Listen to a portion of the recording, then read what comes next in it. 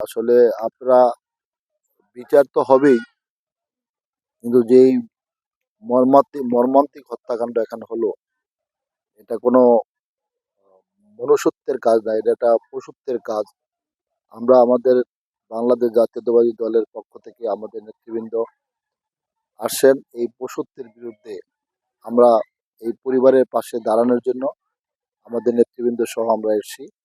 আর এর সর্বোচ্চ বিচার হতেই হবে, এবং এই জন্য সর্বোচ্চ বিচার হওয়ার জন্য আমরা বাংলাদেশ জাতীয়তাবাদী দলের পক্ষ থেকে আমরা দেশবাসীকে নিয়ে আমরা এর সুষ্ঠু এবং সর্বোচ্চ বিচার দাবি করছি প্রশাসনের কাছে।